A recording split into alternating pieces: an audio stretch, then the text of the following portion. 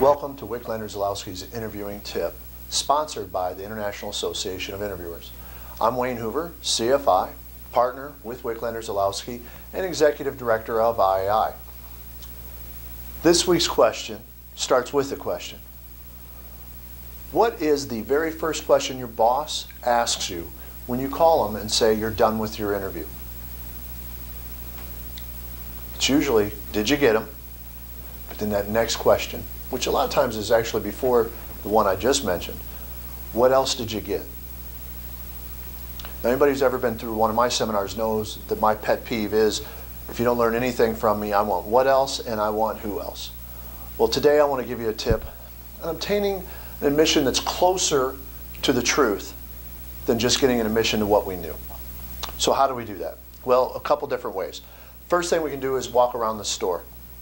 Everybody knows they're high theft items, right? So right now think of your high theft item. Go to it. Now amazingly, your employees that are involved in theft will steal the same thing that the shoplifters steal, right? Because that's why it's a high theft item. So start with that, and also use assumptive questions at this point.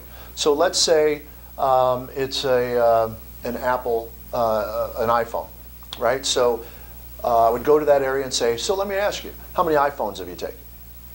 If there's a hesitation, you give the follow-up question, and you get your admission. But then what you do is what's next to the iPhones. And then they'll respond. So you've mentally put them in the picture of where they're at in the store, and you're going to mentally walk them around. So what do you remember is next to the iPhones? Or if they can't remember, you can help them. And you say, well, right next to the iPhones is the earbuds. So let me ask you, how many different earbuds have you taken? All right. How many Beats earphones have you taken? Whatever you're going through. So you walk mentally through the whole store, starting with your high theft items, and then obviously accessorizing whatever that item is. I mean, for example, an iPhone is going to have earbuds, right? Or a Bluetooth. And then what you can do is also walk through their home. So if you work in an environment where they have clothing, for example. So let's go to your closet. I'm now at your closet. I'm opening up your closet. It's a walk-in closet, and you have rails on 3 walls. So let's look at what's hanging up on the left side of your closet when you walk in. What type of clothes do you have? Well, I have jeans. Of those, how many did you take from the company? Well, none. All right, well, what's next to the jeans? Well, dresses. Of those, how many did you take from the company? Well, 2. All right, what's next to the dresses? Well, those are slacks. Of those, how many did you take from the company? Notice, again, we're using the assumptive question. First, you get them to identify what's in that part of their closet. And see how this is much easier than just saying, what's in your closet, what'd you take from the organization? Or what's at your house, what'd you take from the organization? It's easier once you walk them through mentally to help them gather that information quicker. It's nothing more than a cognitive technique, a memory technique.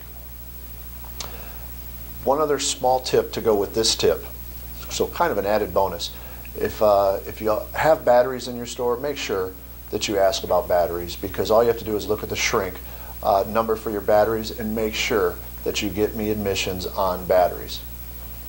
So with that, I want you to be able to answer that question your boss asks after you've called them and given your admission of, hey boss, not only did I get the evidence, but I also got this as well.